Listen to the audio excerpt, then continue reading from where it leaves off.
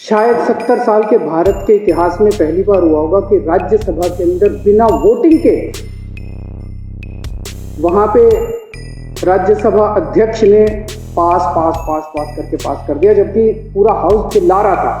इनसे किसी से पूछो भाजपा वाले से फायदा क्या है, तो सारे जनों को एक लाइन रटा रखी है, किसान अब अपनी फसल पूरे देश में कहीं भी बेच सकता है। सारे भाजपाइयों को अफीम खिला दी है और अफीम खिला के कह दिया ये रट के बस यही बोलो। ये कानून भारतीय जनता पार्टी के चुनावों की फंडिंग कराने के लिए बनाया गया। ये तीनों कानूनों को मैं सदन के सामने, केंद्र सरकार कह रही है कि किसानों को कानूनों का फायदा समझ नहीं आता, तो केंद्र सरकार ने अपने सारे बड़े दिग्गज नेता, जितने बड़े बड़े इनके नेता हैं, उनको उतारा है कि समझाओ, और वो समझा रहे हैं। आज योगी आदित्यनाथ जी, जो भारतीय जनता पार्टी के बहुत बड़े नेता हैं, उत्तर प्रदेश के मुख्यमंत्री हैं, वो टीवी में आ रहा था, शायद बरेली में 20,000 किसानों की रैली उन्होंने की। उनको कहा गया भाई इन तीनों बिलों के फायदे समझाओ, तो फायदे समझाने लगे वो। मैं सुन रहा था उनका भाषण। तुम्हारी जमीन नहीं जाएगी, ये फायदा है क्या? वो तो थी अभी तक, अब जाएगी नहीं, मतलब ये क्या फायदा है? तुम्हारी मंडी बंद नहीं होगी, ये फायदा है क्या? तुम्हारी मंडी बंद नहीं होगी, तुम्हारी जमीन नहीं जाएगी, तुम्हारा ये, अरे भैया ये तो था ही हमारे पास, फायदा क्या है?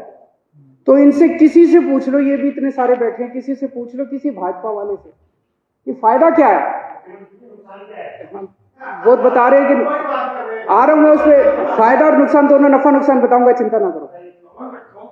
तो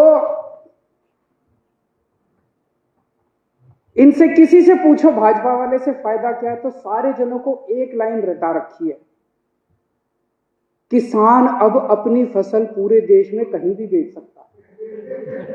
यही कहते हैं ना ये।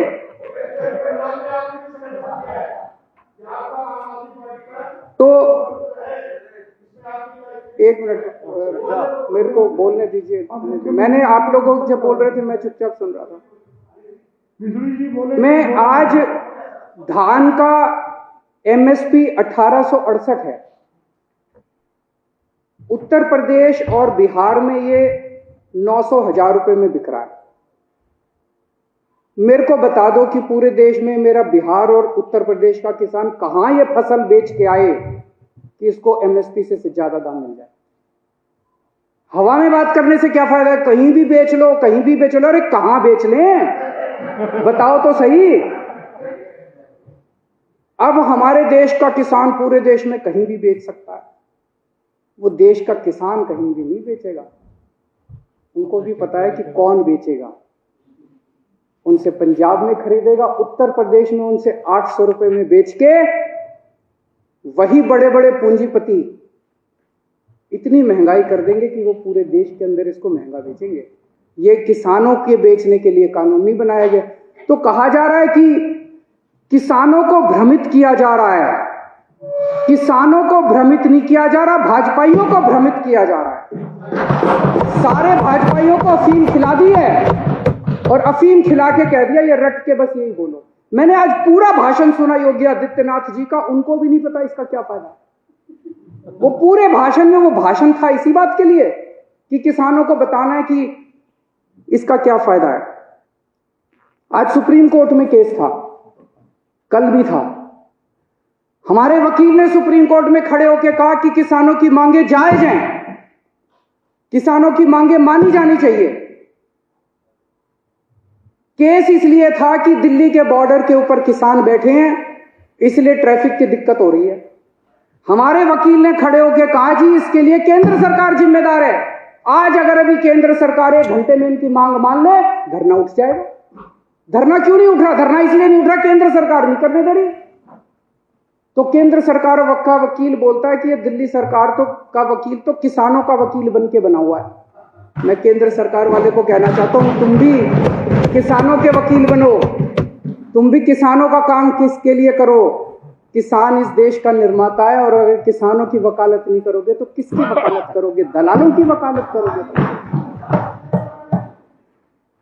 एक कई लोग मुद्दा उठा रहे थे कि कोरोना काल में ऑर्डिनेंस क्यों पास किया गया, ऐसी क्या जल्दबाजी थी? अभी यह कानून शायद 70 साल के भारत के इतिहास में पहली बार हुआ होगा कि राज्यसभा के अंदर बिना वोटिंग के वहां पे राज्यसभा अध्यक्ष ने पास करके पास कर दिया, जबकि पूरा हाउस चिल्ला रहा था। जैसे आप यहां बैठे हैं, कई बार हाउस चिल्लाता है, आपने तो कभी बिना वोटिंग के कोई कानून पास नहीं किया। अगर हाउस चिल्लाता है, आप 10 मिनट के लिए एडजर्न कर देते हो, फिर दोबारा बैठते हैं, फिर हाउस ऑर्डर में आ जाता है, फिर वोटिंग कराते हैं। पहली बार ऐसा हो रहा है कि बिना वोटिंग के अंदर 3 कानून बस पास कर दिए अध्यक्ष ने और पास हो गए, कोई वोटिंग नहीं कराई गई इसको। ऐसी क्या आफत थी कि ये कानून पास कर दिए गए? पिछले 6-7 साल से आप लोग देख रहे हो कि भारतीय जनता पार्टी ने चुनावों को कितना महंगा कर दिया। कितना पैसा खर्च होता है चुनावों के अंदर, कितना पैसा खर्च होता है। ये कानून किसानों के लिए नहीं बनाए गए, ये कानून भारतीय जनता पार्टी के चुनावों की फंडिंग कराने के लिए बनाए गए। इसको ये देश जितनी जल्दी समझ ले, किसान तो समझ गए, बाकी देश भी जितनी जल्दी समझ ले उतना अच्छा होगा। तो अध्यक्ष महोदय, मैं इसका समर्थन करता हूं, और ये 3 कानून हैं, ये तीनों कानूनों को मैं सदन के सामने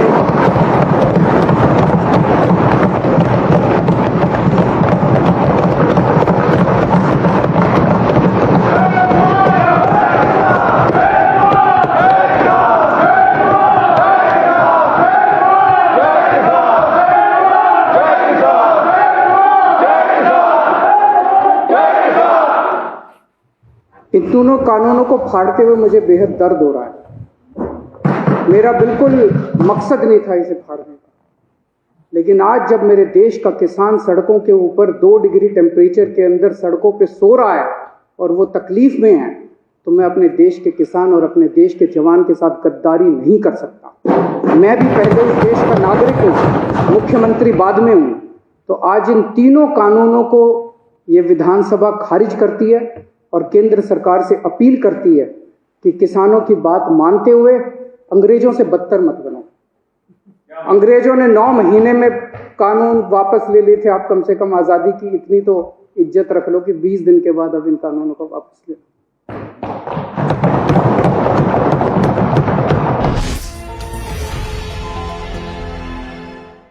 Now be the first to know about the latest updates on our new news app.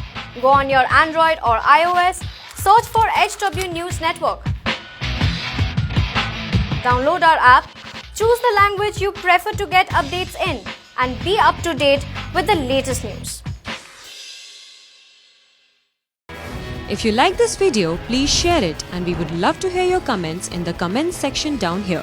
Also, please do like our Facebook page and follow us on Twitter to get minute-to-minute news updates. For more such shows and videos, well, subscribe to our YouTube channel.